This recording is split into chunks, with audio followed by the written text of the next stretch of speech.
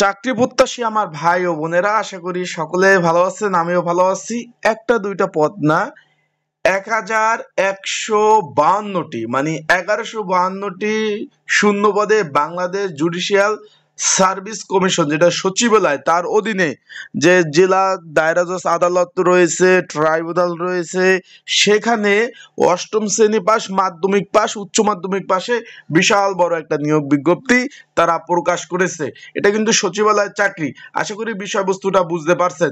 যেহেতু বিশাল বড় নিয়োগ, সেক্ষেত্রে এটা কিন্তু রাজস্ব খাতভুক্ত নিয়োগ, এবং চাকরি হলে আপনাদের জেলা যে জজ এবং তার অধীনস্থ আদালত রয়েছে, ট্রাইব্যুনাল রয়েছে, সেখানে কিন্তু পোস্টিং হবে। এখন বিষয়টা হলো, এখানে রাজস্ব খাতে নিয়োগ, বিশাল বড় নিয়োগ, এখানে বিভিন্ন ক্যাটাগরির। তাই আজকের এই ভিডিওতে আলোচনা করব কিভাবে আবেদন করবেন, আবেদনের নিয়মাবলী।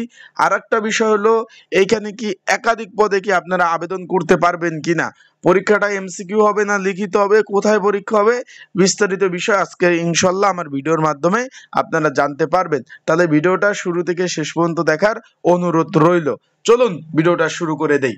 এখন আপনারা দেখতে পাচ্ছেন, জেলা জজ ও তার অধীনস্থ আদালত যে ট্রাইব্যুনাল সহ রয়েছে, সেখানে রাজস্ব খাতে নিয়োগ বিজ্ঞপ্তি প্রকাশ করেছে। কি কি পদ রয়েছে আমরা চলে যাই। এখানে এখানে খুব খুব জনপ্রিয় কতগুলো পদ রয়েছে। এখানে রয়েছে অফিস সহায়ক পদ, 20তম গ্রেড সরকারি চাকরির যে 4টা শ্রেণী রয়েছে, তার মধ্যে 4র্থ শ্রেণীর চাকরি 8,250 টাকা থেকে 20,010 টাকা, সর্বসাকুল্যে 16,000 টাকা প্লাস বেতন পাবেন।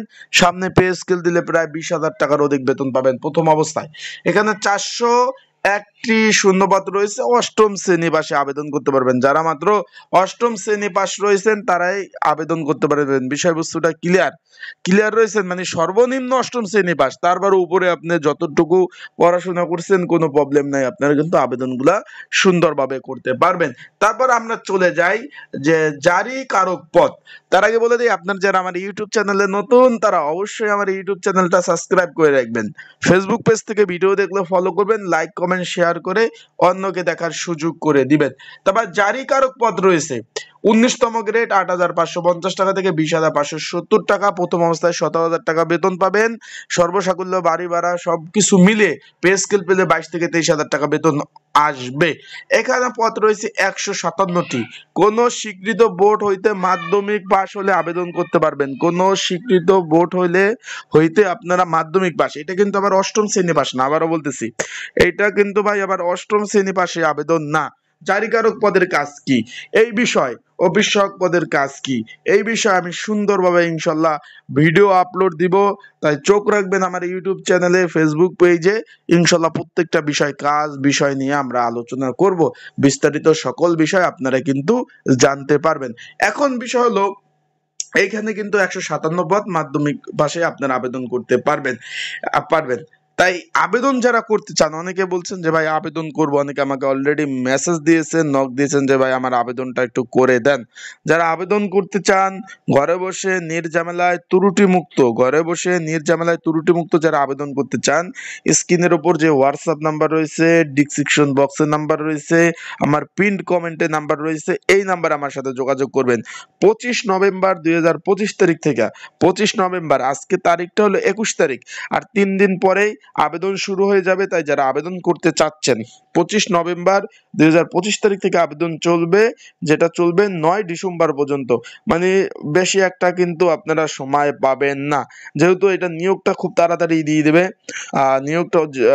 নিয়োগটা দিয়েছে, মানে পরীক্ষাগুলো, সরি একটু ভুল হয়েছে, পরীক্ষা খুব তাড়াতাড়ি হয়ে যাবে। সেক্ষেত্রে সময় পাবেন ওইখানে 9 দিন, এইখানে 5 দিন, মাত্র 14 দিন সময় পাবেন।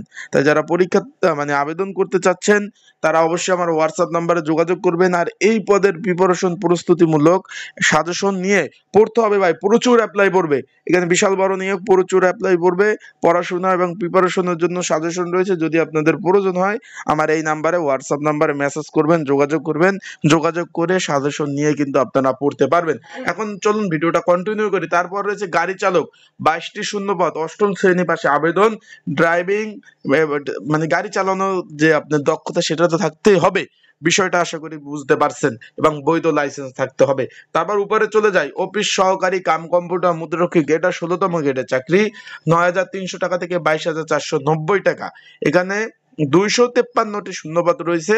কোন স্বীকৃত বোর্ড হইতে দ্বিতীয় বিভাগ, এখানে মানে উচ্চ মাধ্যমিক পাস থাকতে হবে, কম্পিউটার চালানোর ব্যবহার দক্ষতা থাকতে হবে এবং কম্পিউটার মুদ্রাক্ষিক প্রতি মিনিটে ইংরেজিতে 20 বাংলায় 20 থাকতে হবে। আর এখানে কিন্তু আরেকটা বিষয় অনেকে জিজ্ঞেস করছেন পোস্টিং এর বিষয়টা। এখানে পোস্টিং এর বিষয়টা আমি একটু বলে দিই, নিজ জেলায় পোস্টিং হবে কিনা নিজ বিভাগে। জি ভাই, এখানে জেলা জজ ও তার অধীনস্থ আদালত রয়েছে, ট্রাইব্যুনাল রয়েছে, সেইখানে কিন্তু আপনাদের পোস্টিং হবে, কাজ করতে হবে, বিষয়টা ক্লিয়ার।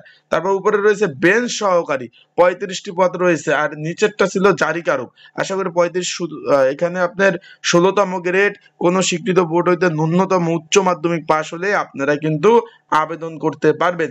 তারপর অফিস 7 মুদ্রাক্ষিক কাম কম্পিউটার অপারেটর 14তম গ্রেডের 284টি শূন্য পদ, একটা দুইটো না, এখানে এখানে একটু খেয়াল করবেন, 10,200 টাকা থেকে 24,680 টাকা বেচিক। কোন স্বীকৃত বিশ্ববিদ্যালয় হইতে ন্যূনতম দ্বিতীয় বিভাগ কিন্তু অবশ্যই থাকতে হবে, বিষয়টা ক্লিয়ার।